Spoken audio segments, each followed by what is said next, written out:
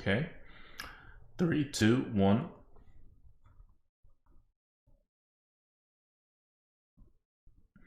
Welcome to the Lightforge podcast. This is ADWCTA. This is Merps. Hope you guys are doing well. Another week passes by. 2020 is still here, but we're nearing the last month, so maybe something good will happen. Probably not, though. We'll see. So the big news is that Blizzard has done absolutely nothing since we last talked, and we last talked almost an entire week into this new meta. So since then, there's been no update for Battlegrounds, even no arena adjustments that we can tell. They did one small update to the Tavern Pass system, which we're going to talk about later in this episode. And there's been no word on all the missing cards in Arena. We talked about in the last podcast that there's like 16 or something missing cards, and some of them are neutral. Like, this isn't just like class cards. Like, there's this nice, nice is relative. There's this existent, and you might sometimes pick it, neutral card that I've been wanting to play just to see how it works and what impact it has, which is the Kathir Ritualist. That is the 3-mana 4/4 that gives your opponent a random 4-drop. Or 4-mana minion. 4-mana minion? Yeah.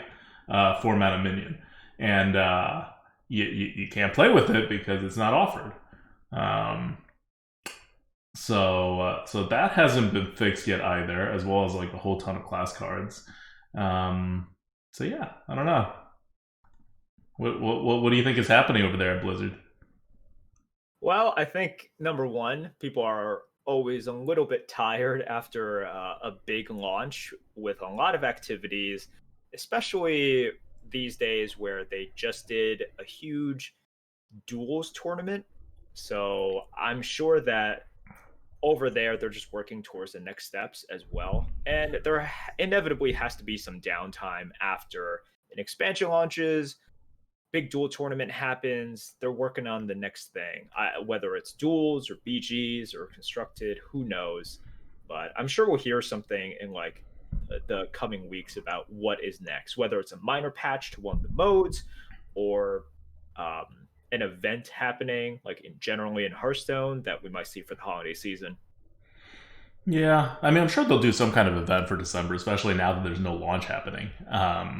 Like there's going to be something, but where I just want something to happen, because right now the arena it's still interesting because the new cards are still just in, and the meta is super diverse, and the kinds of decks that you can create and have it be somewhat functional is kind of ridiculous. It's in a very great stage in diversity, as we talked about, but the balance.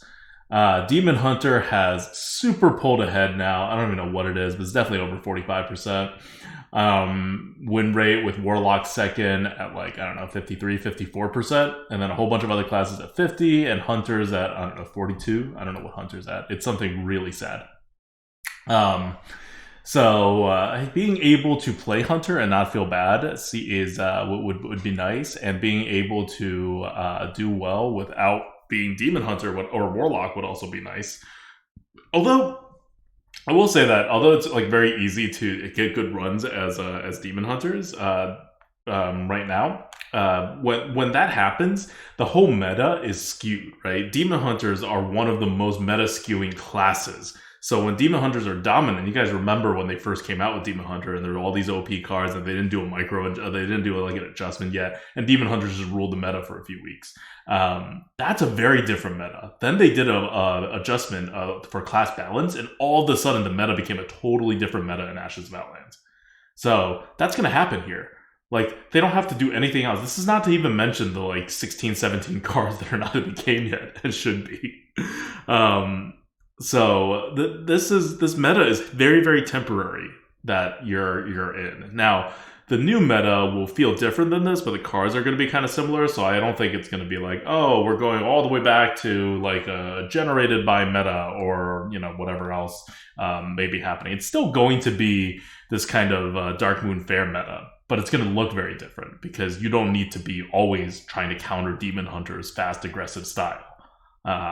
So the whole meta should find a more even footing. Yeah, I think the meta is okay where it's at. It's just I I think for a lot of people, they're still in the phase where everything is brand new because Descent of Dragons and that whole block Hmm. is gone. Where it just felt like such a long time. And right now, you're still getting used to not having to play around not just Twin Tyrant, but really Dragon Queen Alexstrasza and all of these big legendaries that should not have made such a big impact in the arena, but did because of all of these discover mechanics that allowed you to get these supposedly rare and hard to get cards. But you saw them a ton because of all the discover mechanics. So I think for a lot of people, this is all still really brand new, Hmm. which is great. We just have to see after whatever adjustments they make, that should also be around the time that people are now used to it, right? It's like, Yeah. okay, cool. What am I used to now? It's dirigibles with some smug seniors and all of this stuff. So it's stuff I've seen, new stuff as well, topped off with some rabbits and clowns. That's great. Too many Like, rabbits, too many clowns. yeah, exactly. But it's sort of like, okay, well, what have you done for me recently kind of thing. So no matter what the meta is right now, I think it's propped up by the fact that, well, it's still a somewhat new and shiny toy. Hmm. That'll change soon. And I'm curious as to see how Blizzard adjusts it because the meta is definitely not perfect. Like adjustments Hmm. are very welcome right now. And the way that they adjust is always interesting to say the least because there's always one or two micro adjustment slash micro adjustment decisions that are kind of strange, as in they work, but this might not have been the way that we would have done it or other Infinite players might have done it. And we'll see because balance or perfect kind of 50-50 games doesn't mean that it's fun, doesn't mean that that's going to be skill testing. So it is interesting to see how it's going to shake out, and I will use that as a determination of how much arena I play in the holiday season. Hmm. I think I mean, they really just have to start off by fixing the bugs because there are cards not in the arena right now that will make an impact in the arena. There are also cards, namely the three legendary cards, Clown, Rabbit, and whatever that two drop is, Horrendous Growth, that should not be seen at anywhere near the frequency that they are, and they are dominating the meta. We rated Claw Machine at 225 and Carnival Clown at 226 to kick off before the set was released. Those are the highest neutral cards by far.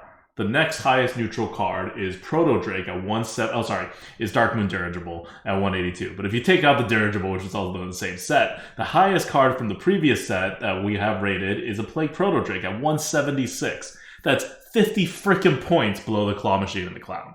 So we didn't think Clown was going to have the biggest impact because we thought it was going to be offered 25% the offering rate that it is currently being offered at. And a 226 card that is a 9 drop that is completely game changing, even when it's not corrupted, and totally busted when it is corrupted. You can't have it in the arena like that. Like, clowns are ruining the arena meta right now. And dropping that will help a lot. Rabbits are just kind of not as good as clowns, and we rated a 133, so like somewhere between a Scrapyard Colossus and a Bone Chewer Vanguard. And that's kind of where you see people kind of rate the rabbit. I don't think this is a particularly controversial rating. Like, I think most people thought rabbits were going to be good, but not like busted good. And that's how rabbits are playing out right now. But still, it's a 10 mana card. It triggers clowns, and it's like a total board removal of all your big stuff. Like, they're just too swingy. They do not belong in the arena in the numbers that they are. They should be like, oh my god, a clown or a rabbit. They should not be like, yup, my opponent played a clown. Of course he's going to have a clown. We all have clowns. We all had the choice of getting a rabbit. Sometimes we don't pick a rabbit, but we could have all had a rabbit and a clown.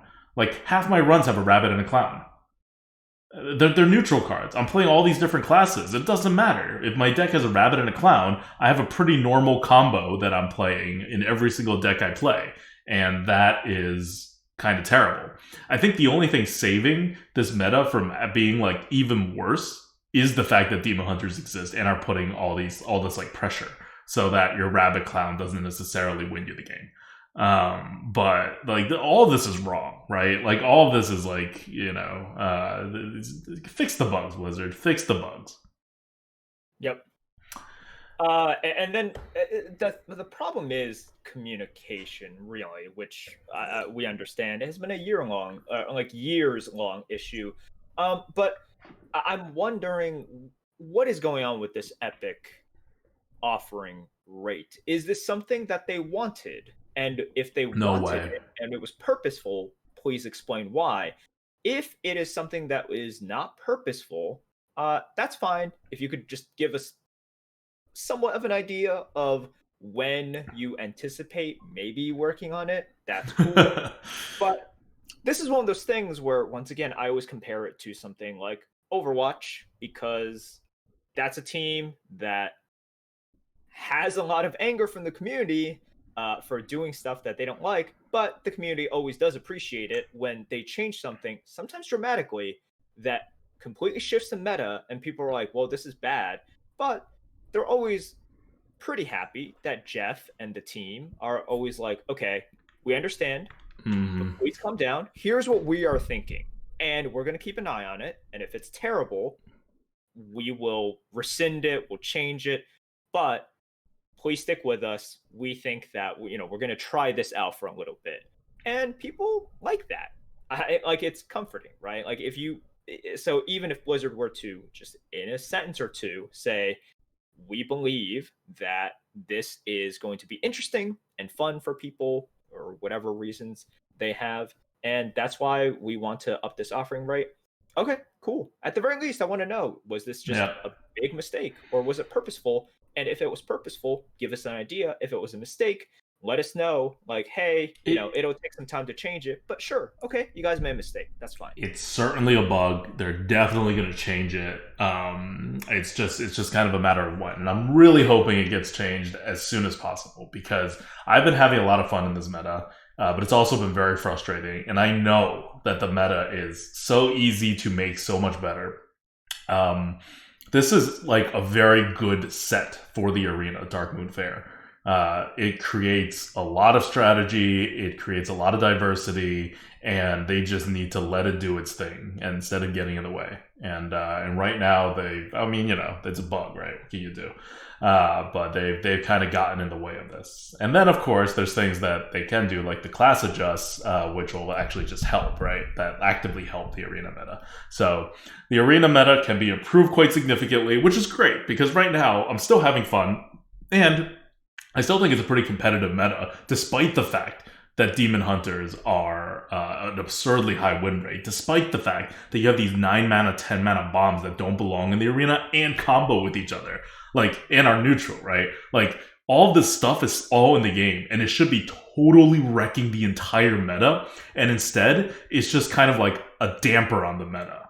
And I think that speaks to how good the core of this corrupt mechanic works for Arena. I don't know what it's doing for Constructed. I read some stuff that's like, is not doing that much for Constructed, but in the Arena, oh my god, this is such like a great mechanic. We talked, if you want to hear a whole corruption discussion, we reviewed it in the last podcast about like all the different things and all the choices being made. And it's quite interesting. So today we're going to talk about some of these neutral cards that do not have the corrupt keywords. Specifically, we're going to talk about Clown Rabbit, and the card good bad is Claw Machine. So I said before, Claw Machine and Carnival Clown, we rated 225 and 226 respectively, and they are 50 points above Proto Drake. Nothing else in the old sets even touches them. I mean, Proto Drake doesn't really even touch them. They're 50 points apart.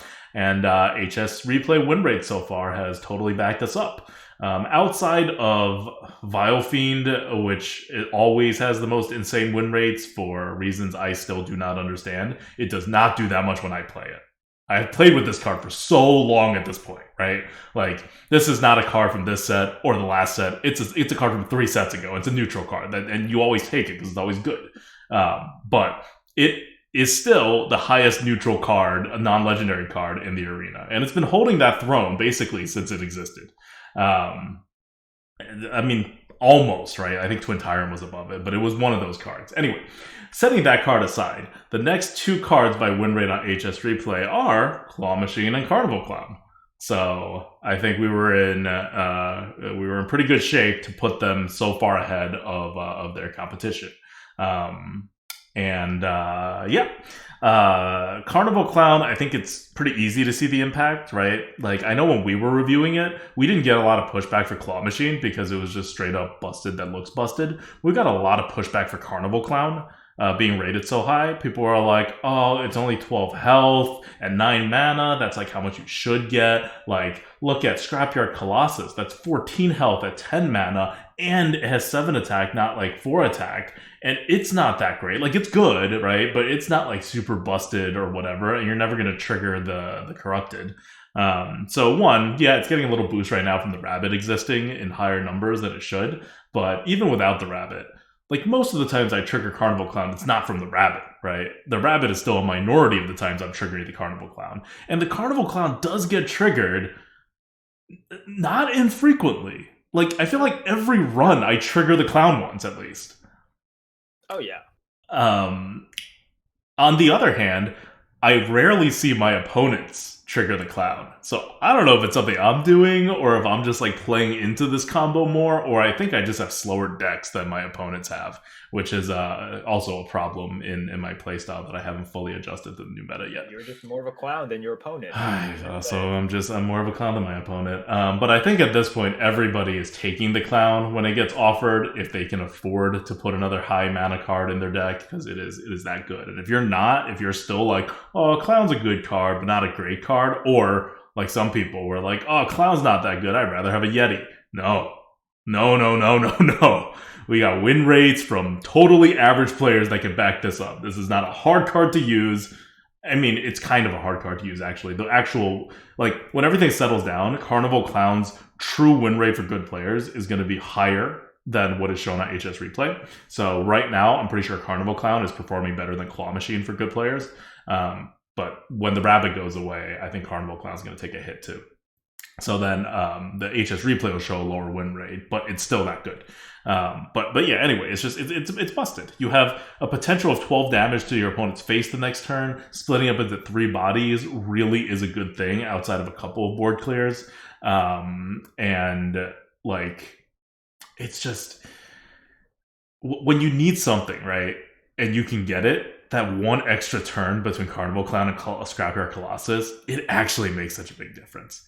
Like, because we're stacking so many 10 and 9 mana cards and 8 mana cards sometimes into these decks now, because there's so many, partly because there's so many good ones right now in the meta relative to what you're offered and the neutral, and partly because we changed the way the algorithm is done, and the algorithm is now like fully on board with these like large cards, so I've been picking them a lot.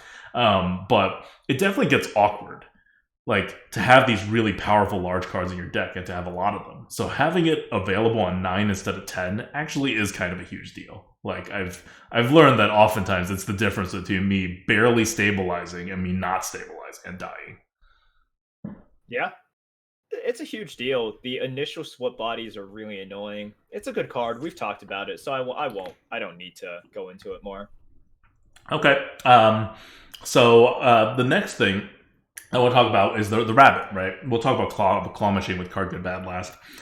So for the Rabbit, what you're really seeing is, I think most people are kind of misplaying the Rabbit, in that it's on 10, they throw the Rabbit out, and then they do something with the Rabbit, and they get some value from it.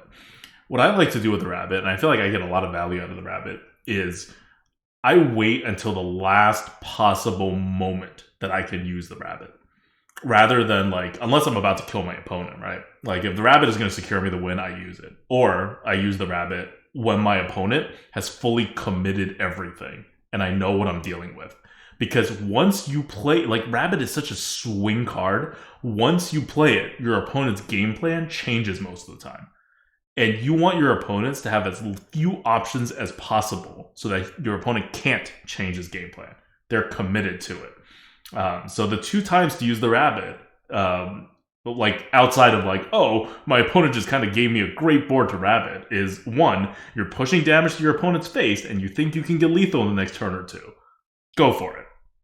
Or I'm about to die if I don't rabbit. Fine.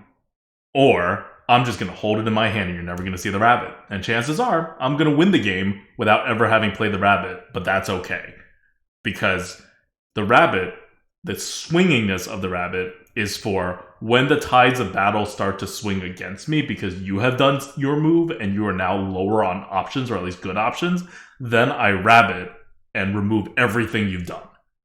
And then I stabilize and I win from that position. Yeah. It's kind of that. It's why like Nether and Doom are actually good, effectively, because even though you're not able to do much after them, that's fine because you've taken their hit and their best options, and you have been able to come out of it better. So that yes, they do get to reload, but their options on the second wave is going to be much, much, much worse. Yep. Yep. Um, yeah, okay. And finally, the other big card to talk about, I don't want to say dominating the meta. We always said this about Claw Machine. It's going to be the most not noticeable, ridiculously good card ever made. It's like designed so well for a busted card. That's not to say it's designed well in the sense that there should not be cards that's busted in the arena that are common. There just shouldn't. Twin Tyrant shouldn't exist. Claw Machine shouldn't exist. None of this. But if you are to make one, you want it to look like Claw Machine and not Twin Tyrant, right? And so in my runs that I've seen, I've used Claw Machine to great effect. I've seen my opponents use Claw Machine to great effect. It is like as busted as Twin Tyrant. You see the win rates. Like it's super busted of a card. You don't have to be great to play it. It's it's Claw Machine. It's a 225 rated neutral card, common. But I've never felt too terrible playing against it. You know? Like, my opponent has rarely played a Claw Machine, and I'm like, oh, Claw Machine just won the game. You know, the way I say about Clowns or Rabbits, or my opponent being a Demon Hunter, or Gennard coming out on turn one. Like, just silly stuff, right? I don't know. Gennard's probably only a 225 rated card. What's Gennard rated? Okay, Gennard is a 200 rated card. Gennard is not even rated as highly as Claw Machine, but it's a million times more frustrating because when it comes out on turn one, when it gets played on turn one, it's like a 2000 rated card. So that's an example of a terribly designed card for the arena because it's not designed for the arena. Whereas Claw Machine is freaking perfect for the arena. I wouldn't be surprised if Claw Machine is like, despite it, like it's like Twin Tyrant, right? Where like you never see it in constructed, but which is absolutely busted amounts of stats and stuff. So if you're wondering like how to play around a Claw Machine, you don't. You just don't. If you're wondering when to play the Claw Machine, the later the better. I think a lot of people want to drop Claw Machine on 6 because they're like, this is my big 225 rated card. You know, it has good tempo for what it's doing, like at least normal tempo. And then I will have choices and start dropping my additional tempo cards after I draw next turn. But no, that's not what you're supposed to do. What you're supposed to do is wait until you have like 10 mana, then Claw Machine, and then try to play the card you draw on the same turn for that extra tempo boost. Like, that's the ideal scenario. Now, if you get a good hit on the Claw Machine before then, or if you just kind of need it, or else you're going to, like, lose control of the situation, go for it, right? Like, that's why it's rated so high. It has that flexibility. But, like the Rabbit, these are cards you want to hold. This whole set is pretty much just full of cards you want to hold. But at some point, you're going to have to play all of these in kind of suboptimal, like, areas. But Claw Machine is one of those cards. It may not have the words corrupt written on it, but it is one of those types of cards where you want to wait until at least you have 10 mana. Yep. Yeah, that's basically it. Like, it's not anything new. If you guys are viewing this as anything new, you shouldn't. It's what you should always be looking at when you're looking at these kind of anti-tempo, but kind of, like late game draw sort of things. It's kind of like a Starfire, right? It's similar to like a Starfire in some ways. So I do see people get really trigger happy with it. I see people, use it and then not be able to remove the I think second that's a threat. good comparison to Starfire. Like, you would never Starfire on 6 and be super happy with it, you know? Yeah, you shouldn't be. No, it's different, of course, and the Hmm. +3/+3 is good. Like even if you anti-tempo a little bit, you gain it back once you play whatever it is you draw. But yeah, that's kind of it as well. You want to do an analysis similar to what you're doing with Starfire, and knowing that whatever you draw, there's a decent chance you are not able to play it immediately, even if this is like turn 8, turn 9, or something like that. There's a decent shot you won't be able to play it. So make sure that doesn't lose you the game, which is kind of funny because we're talking about a card that's so high. But you need to make sure that this premium card doesn't lose you the game, not because of anything the card like has to do with it. It's just, did you get too cocky? Did you risk? Did you do bad risk analysis? That's basically it. Because part of the reason that the card is so highly rated is because it can help you win a lot, but you still have to make those good decisions. It's not one of those like easy cards that you just kind of play on curve, and it's really good on curve, and it's slightly less good off curve, and that's basically the decision making. So that whenever you draw it, if you're able to play it, that's great. You Claw Machine is one of those cards where you have to make good decisions with it, and in the hands of an experienced player, someone who did proper risk analysis, it's amazing. But you can actually lose the game by playing this card at a bad time, and then Hmm. of course being a little bit unlucky with the draw. Because Yeah. if you're really unlucky with the draw, it doesn't matter as well. But it's weird to say that for a card that's so good, that's rated so high. But make sure you're not losing the game when you play it. That's it. Yeah. All right. Well, that's card good back. Claw Machine obviously really good, but and we stand by our rating. But there's a lot of nuances to Claw Machine. All right. We're gonna move on to the Tavern Pass system after this, but I want to just put in one more word about the meta. Like, I feel like the meta's gonna change pretty soon, so I don't want to like go too like, the meta's gonna change just like at any point they either fix the bugs or do a macro adjust or do both, right? So I don't want to spend too much time on it, but if you're listening to this and you've been playing the arena and you're like not having a lot of success, um, I'm definitely like having less success in this meta than I have been in prior metas. I'm averaging somewhere between 6 and 7 wins, and I usually very easily average above 7 wins. Part of the things that I've learned in this is it is a Demon Hunter meta. So if you want to go high, like if your deck is looking like it's really good, you want to make sure you have your curve plays. You want to make sure you have your taunts. You want to make sure you have your things, because Demon Hunters, one thing they can't do is they can't hard remove. So because they can't hard remove, not really hard remove, they have to be honest and deal all the damage. So you want your stuff like Proto Drakes, like Scrapyard Colossus, like, Carnival Clowns, Bone Chewer Vanguard, like big giant taunty stuff, or just big giant stuff that your Demon Hunter foes will have trouble to be able to remove, and that's what will help you stabilize. You'll need to stabilize a couple times against Demon Hunter because they'll always come back. They have that. I forget what the card is called. It's that 7 mana card that is new and kills everything. Expendable Cycle Performers.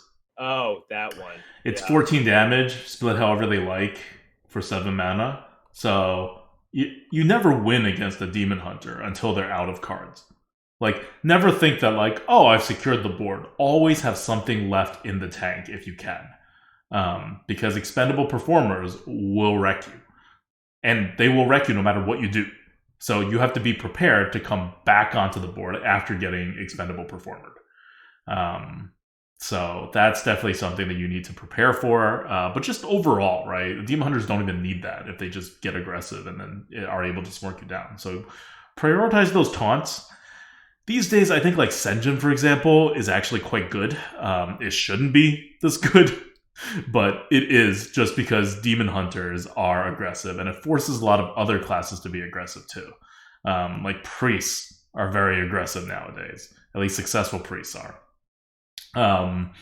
Warlocks are on top, partly because they have the endless card advantage, but partly because they have a mean curve and they have a lot of like double-sided board clears, and they have just ways to deal with the Demon Hunter stuff that's coming.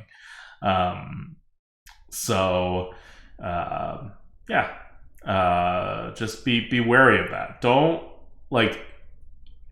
I'm kind of talking out of both ends, right? Like I'm saying, like have these big giant taunts, and make sure you can stabilize. But I'm also saying make sure you have a good curve, or else you're going to die.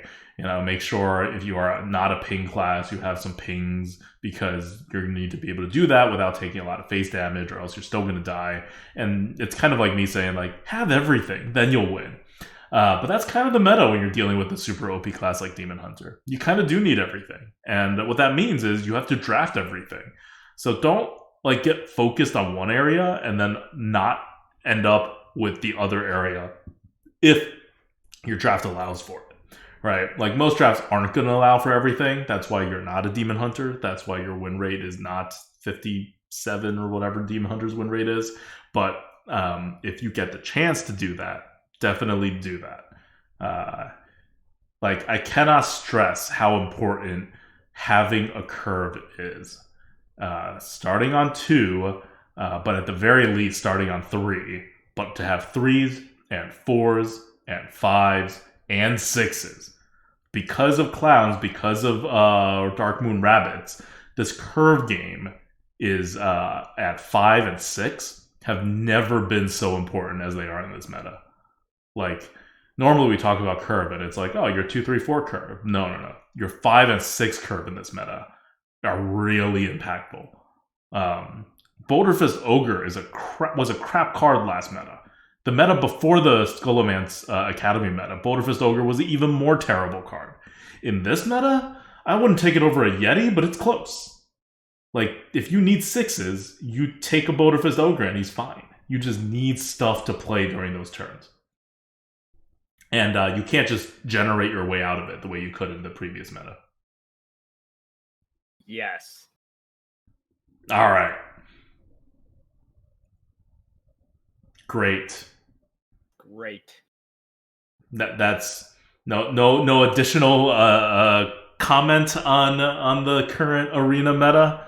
No, I'm commented out. All right. Okay. Well, do you have any comments on the Tavern Pass system? So this kicked in before, like with the card dump is when they started the Tavern Pass system. So it came out like 4 days before the expansion came out. But obviously we were way too concerned with the expansion to talk about it. But it's a Tavern Pass system that changes the entire way like resource generation works in Hearthstone, the overall metagame, right? So it's going to affect every single player. And stuff has been happening. So why don't you take it from here, and then I'll comment after. Yeah, you set the scene. We recently, about 2 weeks ago, got a new progression system within the game. Whereas before, you go into your quest screen, and you have your 3 quests waiting there. You do the quest, you get gold. On top of that, for every 3 wins that you win in Constructed, you also get 10 gold. That was your progression system. Recently, they changed that. So they combined all of that into one kind of UI system, and it's a new progression system where you have levels. If you play other games, a lot of games do a battle pass. So it's very similar to that. This is just a tavern pass where you level up by gaining EXP from doing things in all the game modes. You can just play as well. You can just kind of play and you gain EXP. And then once you level up, you can gain gold, you can gain packs, you can gain a lot of that stuff. And everything was supposed to be great. Here is the issue that rose up. Before they, and by they I mean Blizzard, before Blizzard implemented this new progression system, they were asked, will this create a situation where I, as in the imaginary user, get less gold? And they said no, you will get more gold. Always. Absolutely not. And when this was asked, they weren't saying like, oh no, for a specific segment of people, you will get, you won't be sort of you won't be getting less gold. They were like, no, that is not our goal. That's not going to happen. And I haven't done the math, but people did the math. And apparently, once again, I did not do the math, and I am trusting other people's math here. Apparently, that is not true. With the new progression system, it kind of doesn't matter if you are like a high legend player who grinds, or if you are one of the people who kind of casually just play the game, right? Mm-hmm. A few hours a week, you play a little bit of BGs, you play a little bit of constructed. You're not getting the same amount of gold, as in you are capped more. It takes more work to get the same amount of gold, and your rate of getting the gold is very different now, as in there can go long periods of time if your gold's stuck until you can get that next arena run, buy one more pack, Yeah. or buy one more adventure. You're more stuck because you don't have that 3 wins equals 10 gold incremental gain there. So that's where we are sitting. Yeah. Actually. Yeah, so in terms of the tavern pass, if you haven't taken a look at the whole thing, one is that they charge you $20 to gain more EXP, so that's one of the ways they're trying to extract some money out of this. And two, they did a quick update after there was all this controversy about this, where they made the end of the battle pass of the tavern pass system start giving you a lot more gold than it was giving before, so that there's like over the course of the season, if you play through the whole season and get to the end of this tavern pass system, then you will actually get quite a lot of gold towards the end. And third, there's definitely more resources in total, right? Like, I feel like you didn't mention that part. You were really focused on the gold because all the players are focused on the gold. But if you count packs as resources, meaning you were going to pay 100 gold to get the packs anyway, right? Well, or because there's really no other way to use gold, right? What do you have gold for, right? You play the arena, or now I guess duels. You can use it to buy your pass for Battlegrounds, but for the most part, you just spend it on packs. That's what Blizzard expects people to do. So if you value packs at 100 gold, then Blizzard is right. And you are getting significantly more than you were before. But they don't only put the new packs in. They throw in a lot of old packs.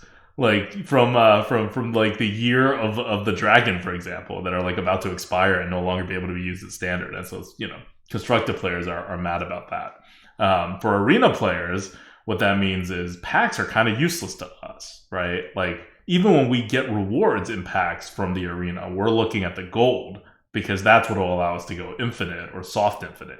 So now, because you're getting more packs, it's not just screwing over the constructive players, but if you're trying to be a soft infinite arena player, so once again, difference between true infinite arena players and soft infinite arena players. True infinite arena players get enough gold from the run itself, on average, to hit that 150 mark. And any quest and anything else that happens is just kind of bonus. And those players like me and Merps, and I think you have to get like around 7 wins to get there. So if you trust the arena leaderboards, only like 100 people in the world actually qualify to be true infinite players.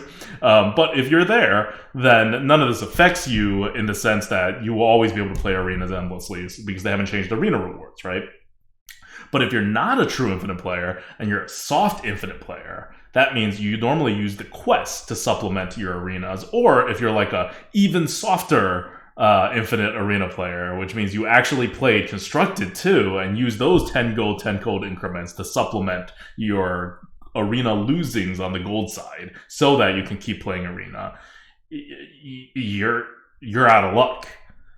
Not only do you have less gold rewards overall, but on top of that, you also, a lot of your gold rewards are backloaded. they're backloaded towards the end of this like 50 level like exp tree that you have to climb now in the tavern pass system. So if you wanted to play an arena run like now or next month, you won't be able to, and there's no way to get more gold. You can't just go and play some constructed and get the gold. You're just locked out. You have to pay money. So that's what obviously feels really bad. I'm trying to bring the arena analysis into this because most of the complaints about the system is not really from an arena perspective. It's from a constructed perspective because constructed players are up in arms about it, or just from like a I play everything kind of perspective, right? In which case, if you play everything, then yeah, this is actually like it sounds like it'll be good, but you can do whatever you want and you get EXP. But really, they've changed the reward system so much. But if you're like an arena only player, the system got really weird for you. It didn't get worse. Over the course, like if you have a little bit of savings that you could kind of eat into, over the course of the season and you play like enough arena that you're going to at least hit the end, over the course of the season, you'll be made whole.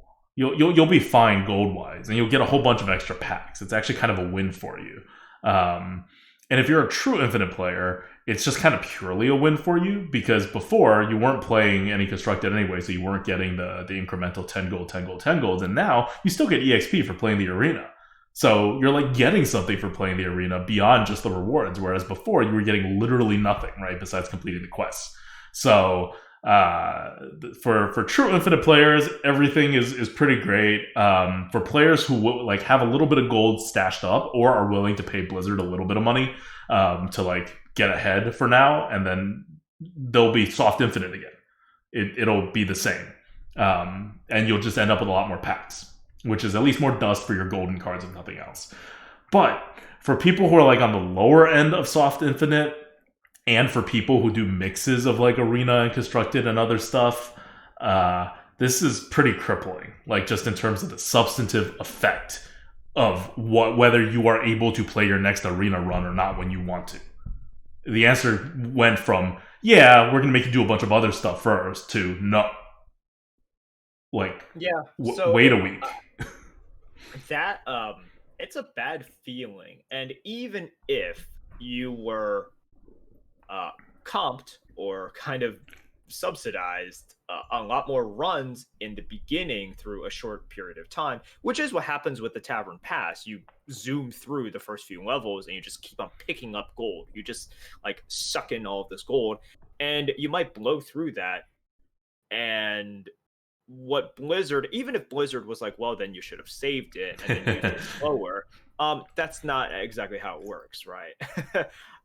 You want, like, people want an avenue where they can even begrudgingly and slowly work towards it, and the Tavern Pass makes it such that at key moments where they really need 10 or 20 gold, and you'll see Reddit is complaining a lot about this, where they're literally 10 or 5 gold off, and they've calculated, and they're like, I have to play like 20 more hours in order to reach the next benchmark where I can buy my next duels entrance or my next arena entrance.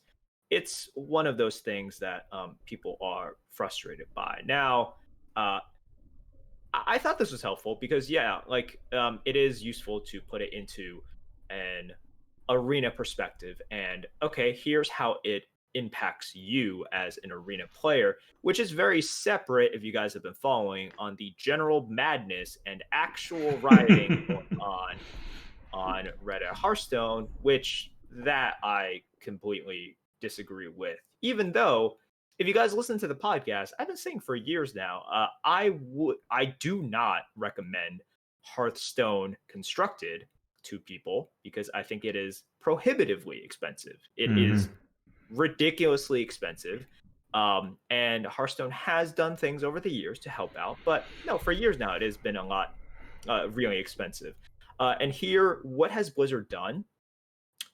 They have added a lot of features recently, actually, and they even added a ton of features and cool stuff and achievements on the same patch or the same update as this Tavern Pass. So whenever they are taking money back, even if it's true, right? Even if they're, like not giving you as much my whole thought on it is like, okay, so they're basically making you pay for it, Right. right? You're paying more for it. And in which case, you just kind of have a decision to make there. And you can be angry, but I think it's reached a point where people don't even know what they're angry about. They're Mm. literally just angry over the fact that Blizzard is greedy. And then if you ask follow-up questions like, okay, can you point to it? It's like, well, they've always been greedy, first of all. And by greedy, what do you mean? It's like it's a company. It's like, you have gotten stuff for it. It is still free to play. Why this disproportionate amount of anger now rather than before, where you were still getting fleeced? You are literally, if they are fleecing you, once again, I have not done the math, I'm trusting the math. If they are fleecing you, they are fleecing you a tiny bit more. And this is me saying fleecing when they're They're not. really just charging you for a product. They're charging you a little bit more for a product, and by charging you, they're charging you by taking away stuff that they were free, Hmm. like you expected free, but they're literally not charging you in any traditional sense as well. Yeah, So you didn't I buy get it. Hearthstone. You know what I You didn't mean? buy it. Like, Yeah. you don't even have that like starting point. So if you guys like are longtime Hearthstone players, you remember at a certain point, I don't know how many years ago it was, maybe like 2 or 3 years ago, they just kind of doubled all the rewards in the quests. Yeah. Like the gold rewards just kind of doubled out of nowhere. Now I only play Arena and Battlegrounds, so now I do have a gold sync, and I have to pay the 2,000 gold every expansion set for Battlegrounds. But before that, I was just an Arena player, right? I didn't even focus on doing the quests. I must have missed over half of the quests that are available over the course of the year. Uh, Never played Constructed after the first couple months. Got to Legend, and then I just said, screw it, done with this game mode. And I was an infinite player, so I've just been racking up the gold, right? Like, I don't care about any of this. But I do remember that at a certain point, you started getting a lot more for doing the same exact thing that you did before. So the game launched with a certain, you play this much of the game, and you get this much content.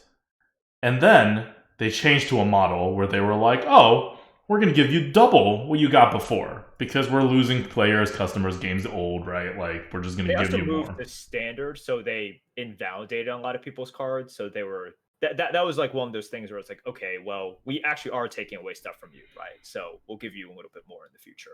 Okay, kind of. But, like, Kind of. everyone knew there Yeah, was yeah, going to be a kind of. rotation system at some point. Um, so now they've moved, like, somewhere back to the middle of that. Mhm. I think the biggest problem here, like if we're talking about the reaction for people, I don't know. I don't like. This is why we didn't talk about it in the first Lightforge or even the second Lightforge after this whole thing happened, because there was a lot of outrage, and we are in really terrible positions to like judge the outrage. Like we really are, because this doesn't affect us in any way, shape, or form. Um, This is a constructed problem. yeah, it's a constructive problem.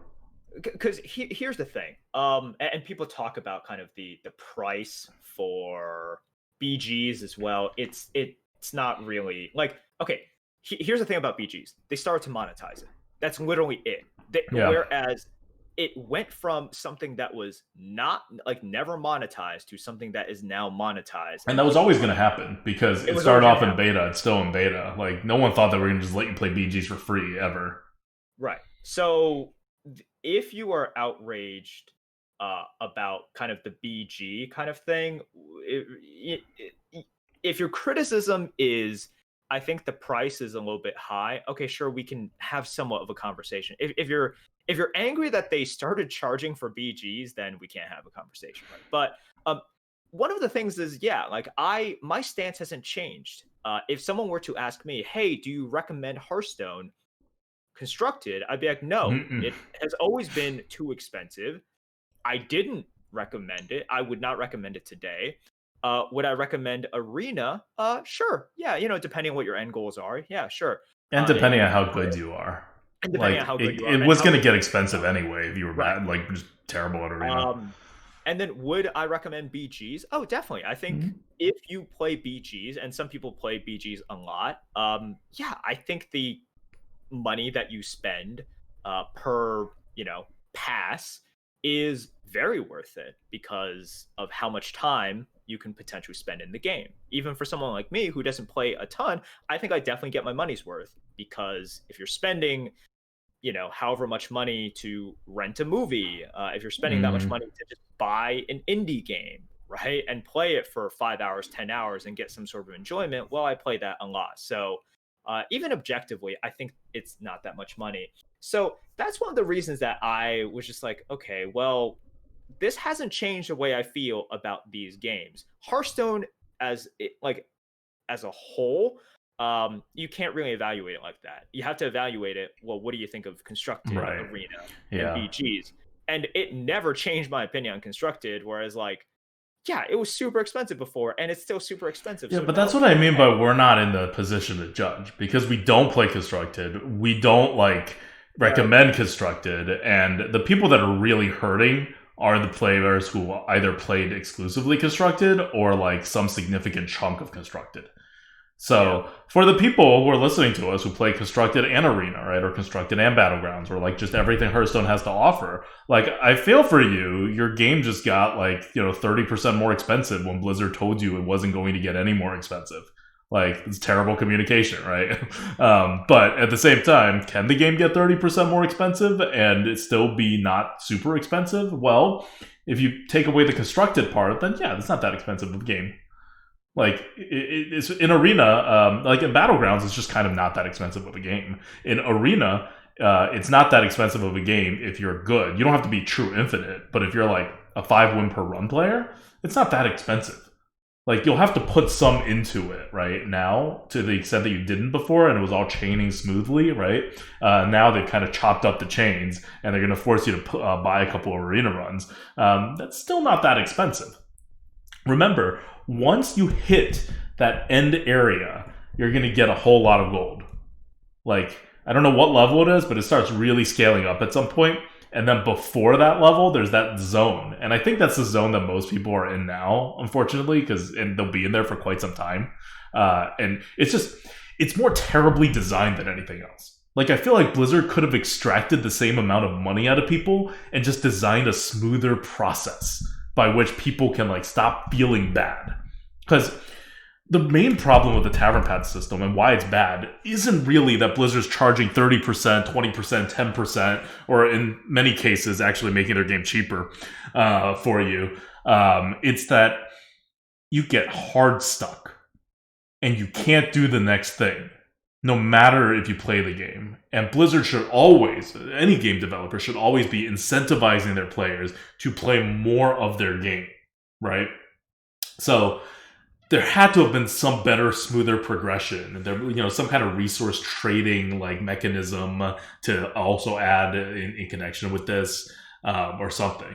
But I thought it was interesting that this system, which must have been like tested a lot, must have been run by a lot of different people, not just the people in finance, but also the players and testers and just probably streamers or whatever. Although streamers are kind of terrible people to run this stuff by because all the streamers that are like well known that Blizzard cares about are kind of rich, and even if they're not rich, they do not care about spending butt tons of money on this, and they know that they don't have to spend any money on this because Blizzard will just give them free stuff, and their fans will give them all the free stuff game related to the extent that it's needed. So I don't know. Maybe there's some kind of a weird internal feedback loop where the people that needed to be consulted were like not really like privy to the pricing of this. But more than that, right? It's this middle area that you're in. Like if you're level 20, level 18, level 30, you're not in a good spot. You're in the valley of the reward system. And yeah, if you don't get out of that valley and hit the end of this Tavern Pass, if you never make it out of this valley, you've lost out on a lot of resources. Whether it's dust through packs, whether it's gold, you've just lost out on a lot. But if you make it through and you just kind of play the game like you normally would just play the game, and you do your quests, and you do whatever, you're going to make it out of that valley. And then you're going to hit that high again. And then when the Tavern Pass ends, you're going to get 150 gold for each additional level. Like you don't even have to hit there. Even the steps leading up to that are like even better, after they did the tweak.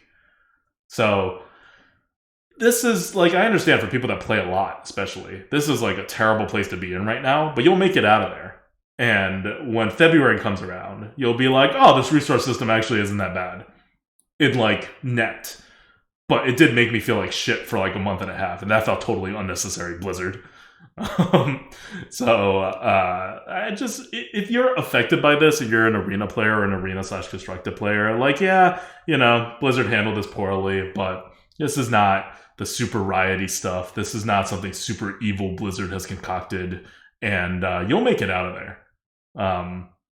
If you were spending some money on the game, keep spending the money. If you were not spending money on the game, maybe consider spending a little bit of money and be like, hey, Blizzard, you win, right? I'll pay you a little bit for the game that you've created, but you'll make it out and you'll get a whole bunch more gold. And then the next Tavern Pass, you'll probably not have to spend any money on, or hopefully you'll spend less and less money on it, right?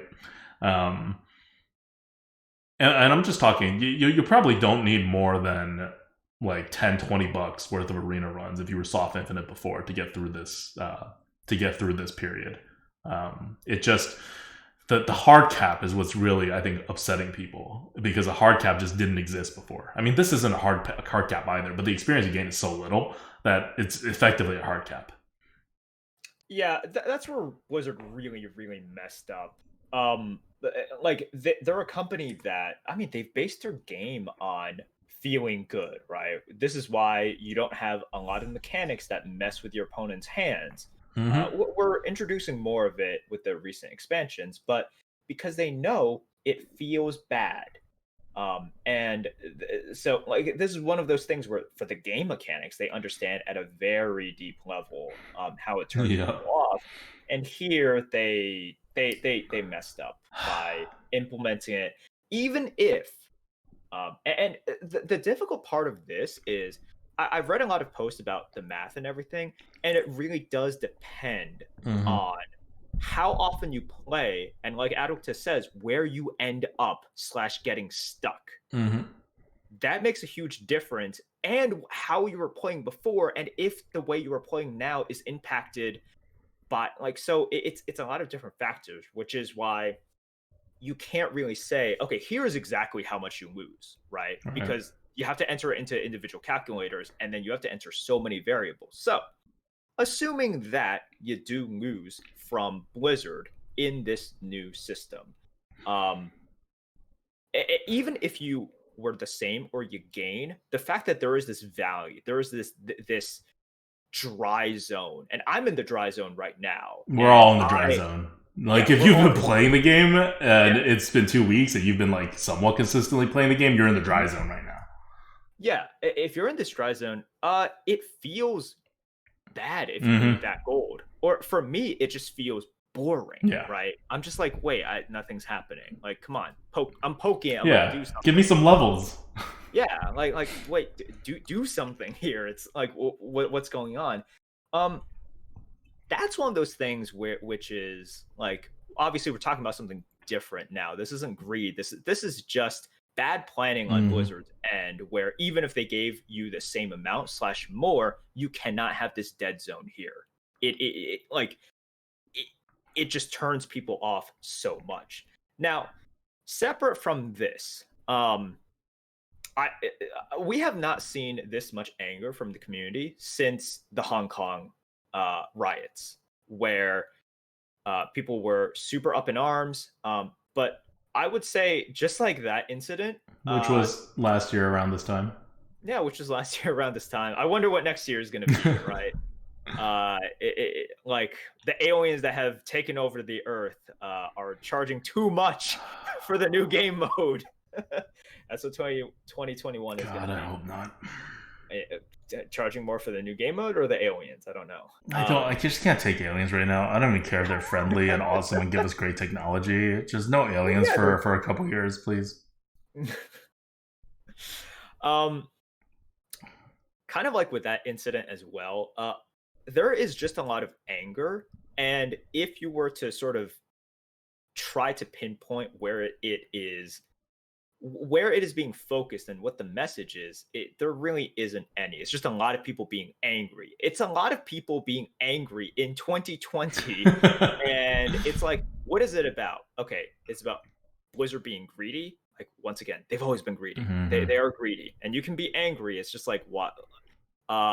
People are really angry at streamers for not speaking out, where here is the thing that is wrong with it. And people like Kibler have been getting attacked. Number one, Kibler has always been like quite outspoken about Blizzard in general. But here's the thing that people are being swept up in. Streamers recognize the fact that whatever this change is, it's pretty small. Not just for them. Let's face it, guys. We are talking about for the whales. So I think one of the people who posted on it, like Jay Alexander HS, for someone like him who grinds, who plays a lot, he estimated that he loses on expansion about 3,000 gold per expansion, just gold. This is he's not, and he like notes he's not including packs here, right? So a lot of pack values in there. There's a lot of pack value in there. So how much is he missing here? I don't know, right? Would he have bought packs with it? I'm assuming so, because he plays constructed. So what do you do with that, right? Yeah, what do you do with the gold besides buy packs? Yeah, I don't know.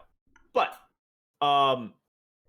so how much is the average person losing? They could lose a ton if they just get stuck in this zone, and then they lose a ton of value, right? They could lose a little, but what they are losing isn't that much. And what is important here, and I think a lot of streamers recognize that, for example, when streamers complain a lot about the gameplay stuff, number one, it is just more important to them. But number two, what you are doing with your time and the enjoyment of that is much more important than the potential like $10. And I think I'm being pretty generous. Yeah. The $10 that you're losing per expansion, which is what, 4 months? So in 4 months, if you lose $10, Blizzard takes $10 away from you.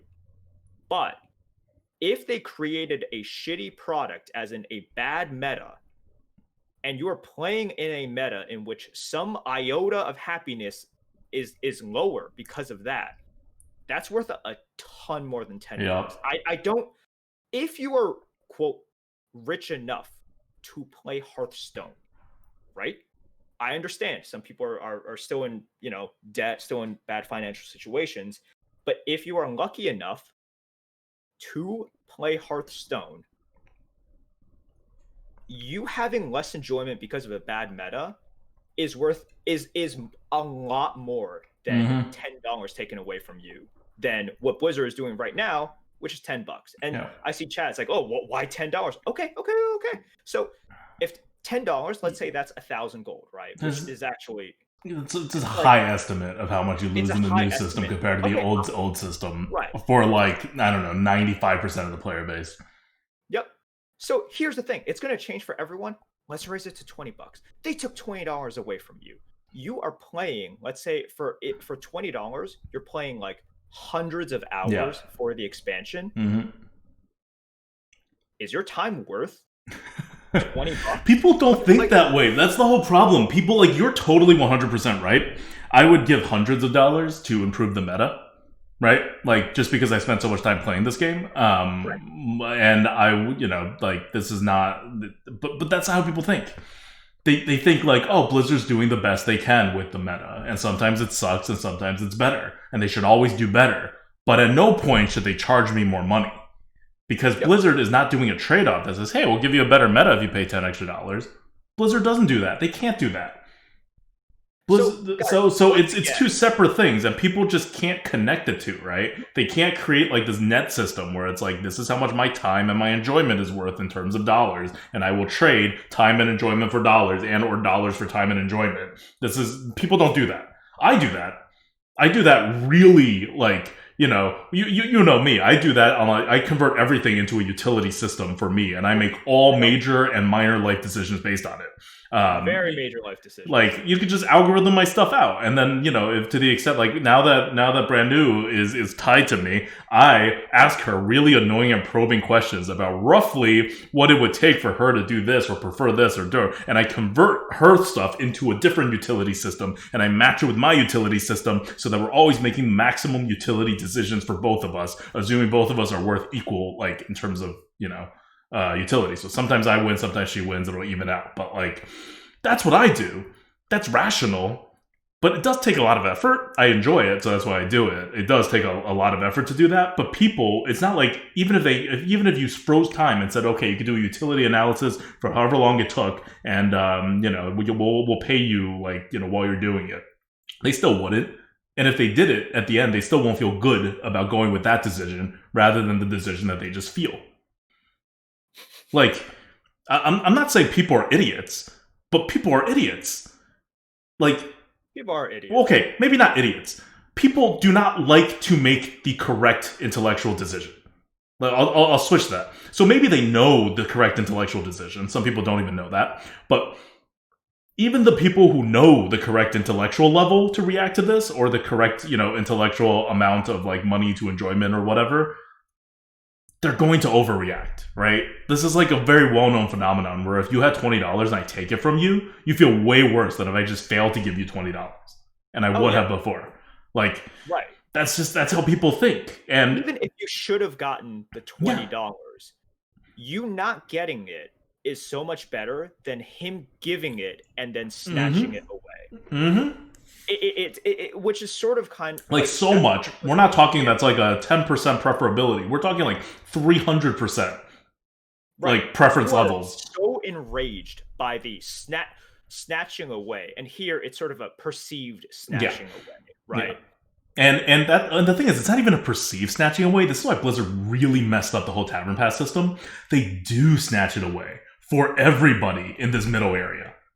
Like, I don't care what kind of a player you are. If you hit level like 20 at any point, you will have stuff snatched away from you.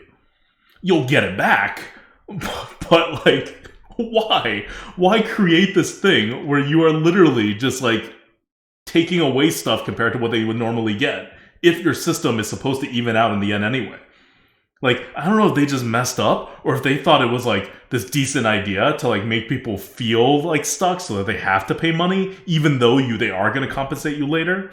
But it feels bad. They fall into this feels bad trap.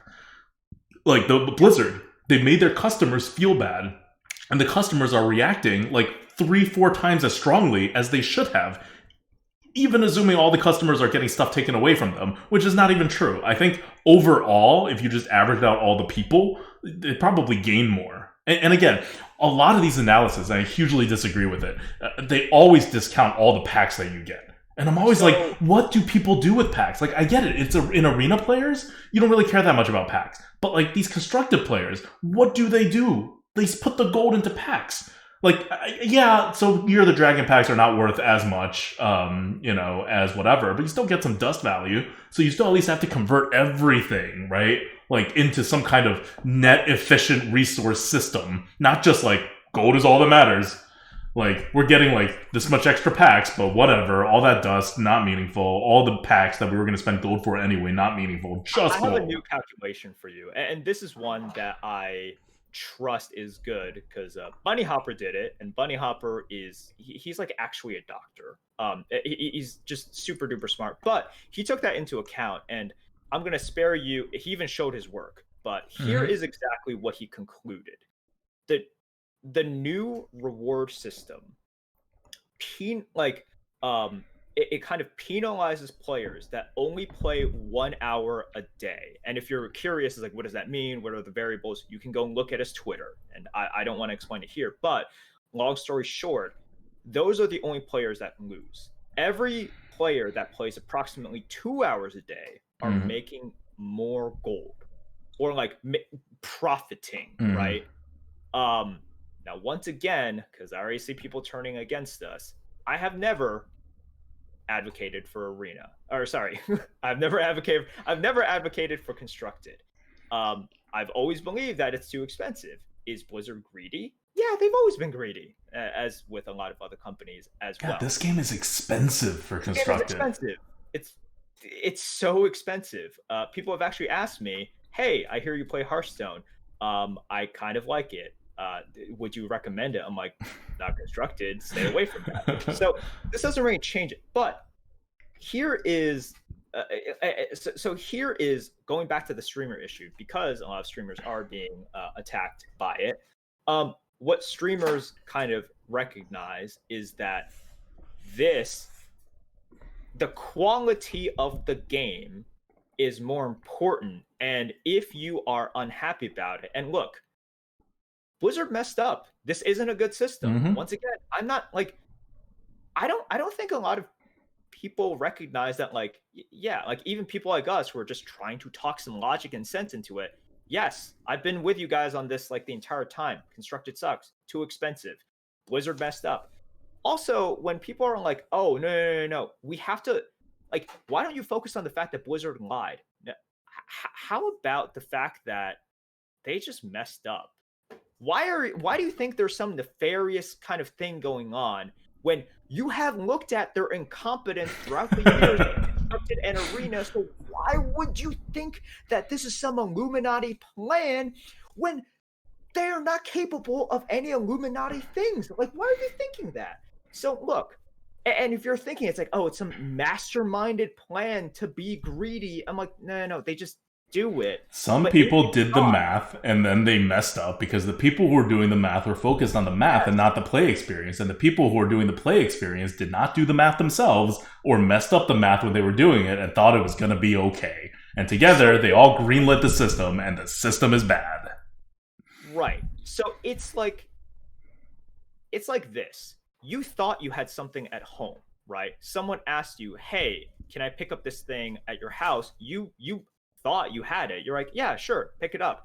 And then the guy, goes. You let him pick it up. They try to pick up. They're like, "Hey, dude, why did you lie to me?" You're like, "Wait, what? I just messed up. I thought I had it." It's like, no, dude. I thought I could try. Why did you effing lie to me? It's like, dude, I messed up. That was dumb of me. I wasn't trying to lie to you. But that's what's happening here. And look, I get it. People are angry for a lot of things that Blizzard has always been doing. Here's the thing. They haven't changed. They've always been greedy, right? Like, and you guys know us. We have not been soft on Blizzard over the years. They have been very incompetent with the arena. ADWCTA even compare them to a fascist entity. We're one of the harshest people on Blizzard, honestly. Like, of people who are, streamers or whatever, we're consistently one of the harshest people on what Blizzard does. Because also we do arena, and Blizzard has consistently been shit to arena, more so than their other game modes. But this is kind of a like a foot fault, and hopefully they're gonna fix it, right? Like, this is only a continuing issue if they don't fix it before the holiday season. Like, I feel like they have like a month to like really fix it, and they've already done something, right? They've already packed the back end, which is a weird move, but okay, because no one's gonna get to the back end, like not anytime soon anyway. Like, it takes forever to grind this out because they're packing this for 4 months. So adding to the very end of this is not really gonna solve a lot of issues. But just give them some time. They're in meetings. People have heard the outrage. One thing I want to look at is how this impacts the arena, not from the perspective of necessarily like how you'll afford your next arena run, but from the perspective of who you're going to see in the arena until they do fix the system. Because the system has profound impacts on who gets to play the arena. And constructed has profound impacts on what kind of cards people get to play with. But in arena, it quite frankly, it limits people during certain periods of who's going to be playing the arena. So the best players are going to play regardless because they're true infinite, or they're close enough to true infinite that it doesn't matter, or they've just built up a whole bunch of gold and they don't do other stuff with it. And so they're going to play however much they're going to play, right? Like, me and Merps are in that category. You can make arena give 0 rewards from here on out and cost the same, and we'll be playing arena for quite some time before we run out of gold. On the other end, The super casual players will also still be in the arena. Because if you play like one arena run a week, you will always be infinite, no matter how bad you are.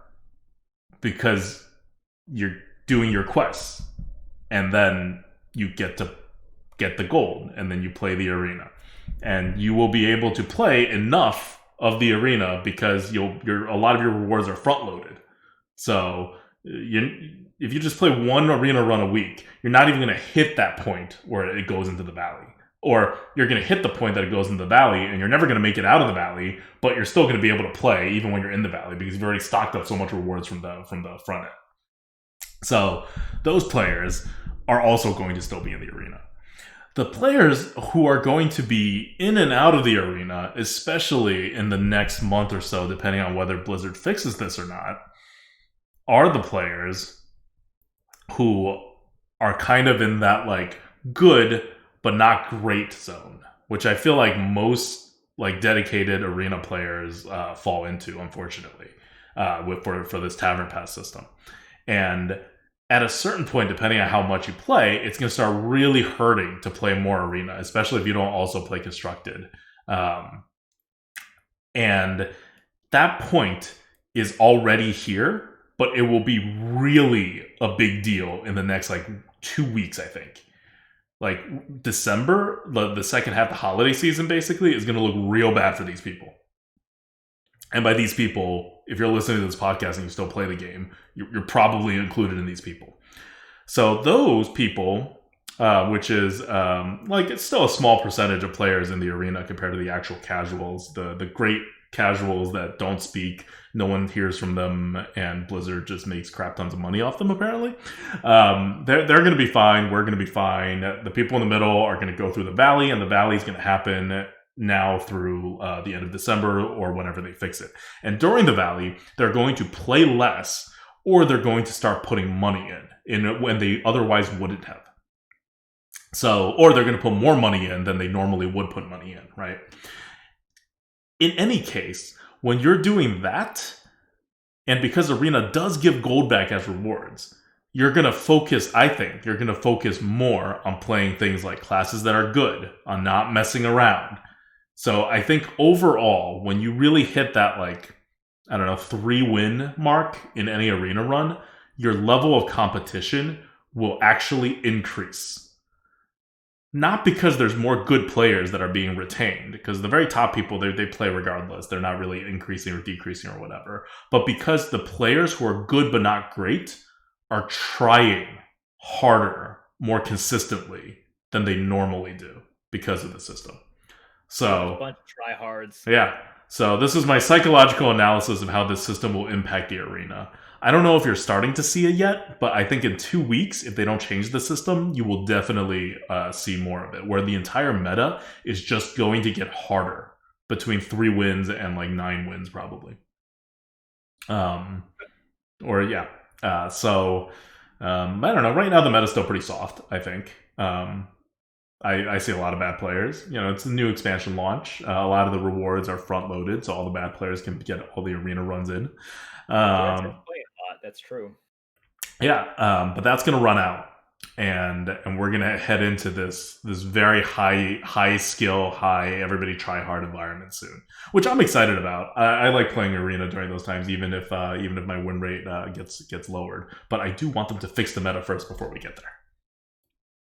Yeah. So look, at the end of the day, I get why people are angry. Let's just remember, kind of, if you're angry, that's fine. I understand. Blizzard messed up. The system is bad. Just remember what you're getting angry about and how have things changed. And if you're angry, additionally, that streamers are not speaking up, recognize sort of why, and recognize you can think it's because they're being, they're slaves to Blizzard and everything.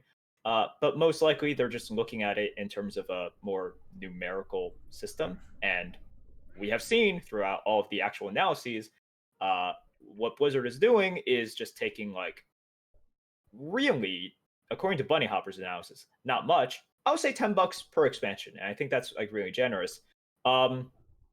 But what you should be more angry about, and people are angry, but never to this degree, is if the product is bad, because then you're spending Carnival your time. Clowns, Darkmoon Rabbit. Yeah, Why even exactly. make Claw Machine a card? Right. Or in constructed, I have no idea, so I'm not going to speak on the meta.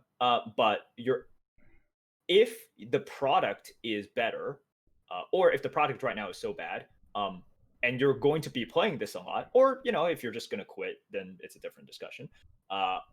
But that's fine.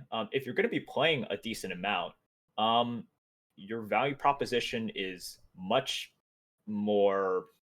Basically, you should be worried about the game a lot more than this gold. I'm not saying it's correct that what Blizzard is doing, and I'm not saying the system is good, because it is. System is definitely bad. I don't think anyone thinks the system is good. If you want to be efficient in your anger, which is a weird thing to say, you should be much more angry at balance in the meta and your overall enjoyment of it, because over the span of 4 months, it's much more than the hypothetical but very generous $10 I'm giving it. All right. That's it for today, I think. We've been talking about this for longer than I thought we would, but I want to give a shout out to our patrons at patreon.com/grinandgoat. Thank you guys so much for supporting us. Well, I'll do a question from the GOAT to end this before we fully end this. What games are you playing right now? Like, besides Hearthstone? Or have you been just focused in on the great Battlegrounds meta and the new arena stuff? I have not. I climbed in Battlegrounds a decent amount. I climbed like up to 13.3 or 13.4K. And then I dropped a little, and then I just stopped playing because I've been immersed in Pokemon cards, number one, as I always am. But I've been playing GTFO, which is a co-op horror survival shooter. It is brutally hard. Brutally hard. As in, they limit your ammo. Enemies are, like, the swarms are ridiculous. You have to stealth it, and if you mess up, you get swarmed. You probably die, or if you live, you have used up way too much ammo, so you're screwed anyways. Like, you're dead, but you just don't know it, kind of thing. Or you know it, but it's like, okay, do we go on or do we start over? And missions are not like 20-minute missions where you start over. Because of the stealth aspect, you could be spending 2 hours on a mission, and then if you fail at the last second, well, you get nothing. Start over, do the entire thing over again, and then levels are randomly generated for enemies, so you can't just like memorize and execute. It is brutally hard. So I've been playing that a little bit. Nice. That sounds fun. I like the whole, like, when you fail, you just totally fail. Yeah, that's what it's about. I've been playing Hades. I've been wanting to play it for a while. I finally got the time, so I bought it. Like Friday? Not this Friday, the Friday before. So I've had it for like 10 days, and I sunk like 50 hours into it. I started on hell mode, obviously, having no idea how to play this game, or having never seen anyone play this game either. So I'm coming to it fresh. I didn't start looking stuff up until after I had beaten the final boss. And then I was like, okay, how long does this game freaking go for? And it turns out beating the final boss is the start of the game. So that was a fun thing to find out 30 hours into the game after I just finally beat the final boss. Hades stream incoming? Maybe. It's a pretty fun, like, streamable game. So Hades is like a roguelite, but they do a really freaking good job with it. I play a bunch of roguelites in my day, and this is one of the best executed concept, both in terms of the story progression and in terms of just everything fits. Like, they obviously put so much care into the game, and things are pretty damn well balanced, which I always appreciate. And there's so much diversity in the type of, like, stuff that you can do that you discover in the middle of the run, right? It's not like you start off and you're like, oh, I'm going to do this build, right? Or like, I have these power-ups. You collect them as you go, and they're like semi-random. Yeah. Like Merp says, if you lose towards the end or whenever, you still lose almost everything, right? It's a roguelike. You get to carry back some meta resources, but you got to start over with like a new run. So I don't know how many more hours I'm going to put into it. You know, maybe another 50, maybe 500. But definitely like such a ridiculously great game. And it's what, $30 regular price. You could probably get it on sale at some point for like 20 or less. Game of the year candidate. I suggest everybody who likes punishing difficulty and like roguelikes, like take a stab at that game. It's also not that hard for a roguelike. Like overall, the difficulty level. I started on a hell mode, but if you don't start on hell mode, the difficulty is actually pretty like normal slash even on the easier side. I think for a roguelike. Cool. Yeah, I look, there's tons and tons of games out there that are interesting. So look, if you want to complete your People Riot of Blizzard, you can always jump to another very high quality game, and then perhaps give Hearthstone a try once you're feeling a little bit better and in the holiday mood slash spirit. And Look, guys, 2020 sucks. 2020 has been super rough. If you are angry about the state of a certain game, no matter what it is, no matter what sort of Blizzard or EA or big corporation X is doing to you, take care of yourself. It's never worth it to get this angry over almost anything, especially not a game. All right. So take some time away from Hearthstone if necessary, if you're really angry about this, and just feel better. Maybe check out Hearthstone once they fix it, or don't fix it and you can move on. It's all good. Let's just end 2020 well, okay? Take care of yourselves, guys. all right, until next time. This is ADWCTA. This is Merps. See you guys.